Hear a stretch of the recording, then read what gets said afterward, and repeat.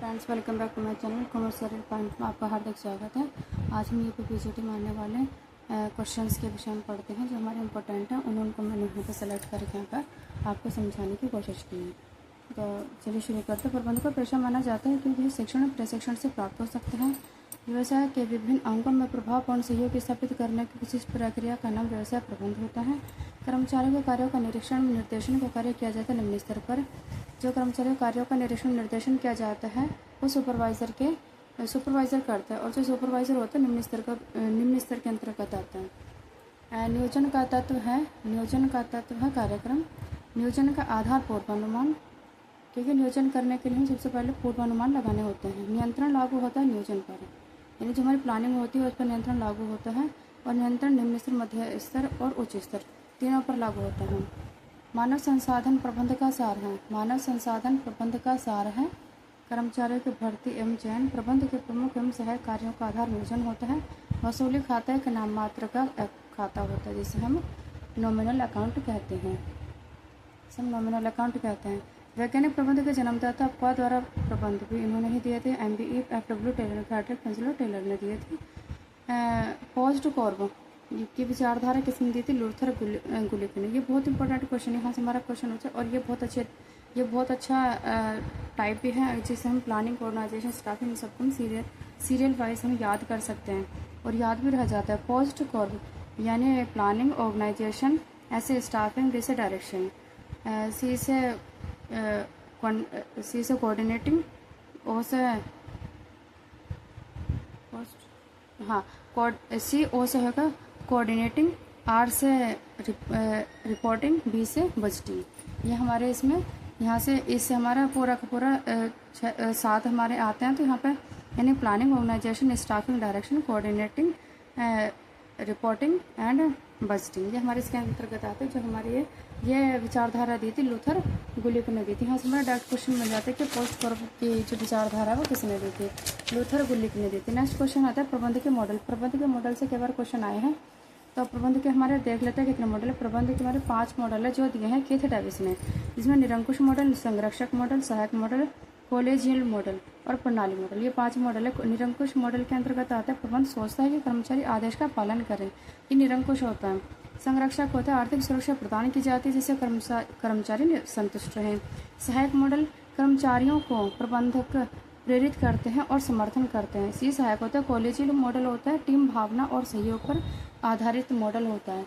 Team भावना और सहयोग पर आधारित मॉडल होता है। प्रणाली मॉडल कर्मचारियों की पूर्ण संभावनाओं का विकास, आत्म साक्षात्कार की ओर विस्तार, ये हमारे 5 तरीके के मॉडल होते हैं। ये दिए थे कीथ डेविस ने। हमारा क्वेश्चन डायरेक्ट आ सकता है कौन सा कीथ डेविस का मॉडल नहीं है या कौन सा है, इस तरीके से हमारे क्वेश्चन आ सकते हैं। नेक्स्ट है प्रबंध के गुरु किसे कहा जाते हैं? मोस्ट इंपोर्टेंट क्वेश्चन है कि प्रबंध के गुरु किसे कहते हैं या MBO के जनक किसे कहते हैं? यानी उद्देश्य द्वारा प्रबंध किसने दिया था? पीटर एफ ड्रकर ने दिया था। और प्रबंध के गुरु भी नहीं कहते हैं। और वैज्ञानिक प्रबंध ने दिया था FW टेलर ने। आधुनिक प्रबंध, सामान्य प्रबंध, प्रशासनिक प्रबंध के जनक है हेनरी फील्ड। परिणामों द्वारा प्रबंध यानी MBR ये दिया था प्रोफेसर स्लेह ने। यानी MBO दिया था टेलर ने, MBO दिया था FW टेलर ने, एंड MBO दिया था FW टेलर ने। और अपवाद वाला MBE दिया था FW टेलर ने। MBR यानी परिणामों द्वारा प्रबंध यह दिया था प्रोफेसर स्लेह ने। ये 3 हैं और तीनों अलग अलग दिए थे। नियंत्रण का विस्तार दिया था VA ग्रेकोनास ने नियंत्रण का विस्तार बताया था। मानव उपागम विचारधारा जो दी थी वो एल्टन मैन ने दी थी। फोर्थन प्रयोग भी एल्टन मैनो ने ही किया था। समर्पित नेतृत्व अभिप्रेरणा प्रबंध का हृदय जेम्स सिलिगट ने बताया था। नेक्स्ट आ जाता है नेतृत्व आधारित मॉडल। नेतृत्व आधारित मॉडल FE फेडरर ने दिया था। समन्वय प्रबंध का सार है। यह उद्देश्य नियोजन का सिद्धांत दिया था कुंज और डोनेल ने दिया था। समन्वय के सिद्धांत मेरी पार्कर ने भी। इसमें समन्वय प्रबंध या समन्वय का सिद्धांत, इन दोनों में कई बार मैरी पार्कर, कुंज और डोनेल, ये मैरी पार्कर में से एक को देंगे। समन्वय का सिद्धांत कई बार कुंटेज और डोनेल ने ही दे रखा है, यही हमने कई बुक्स में देखा है। तो इस वजह से अगर हमारा समन्वय प्रबंध के बारे में कुछ भी आ रहा है तो मैरी पार्कर कुंटेज और डोनाल्ड में से इनमें से एक ही देंगे। प्रशासनिक प्रबंध का कार्य, प्रशासनिक प्रबंध का कार्य दिया था, प्रशासनिक प्रबंध का कार्य फ्योल एवं मैक्स वेबर ने दिया था। फ्योल के बुक है एडमिनिस्ट्रेटिव इंडस्ट्रियल ए जनरल, ये हमारी फ्रेंच भाषा में लिखी गई थी 1916 में, जिसे इंग्लिश में ट्रांसलेट किया गया था 1949 को जनरल एंड इंडस्ट्रियल मैनेजमेंट के नाम से। स्वभाव श्रृंखला का सिद्धांत हेनरी फ्योल ने ही दिया था। एल्टन वेय की बुक है democracy and freedom, the human problem of industrial civilisation. Barnard की बुक्स हैं, 2 बुक्स इनकी भी हैं, the nature of leadership, organisation of management.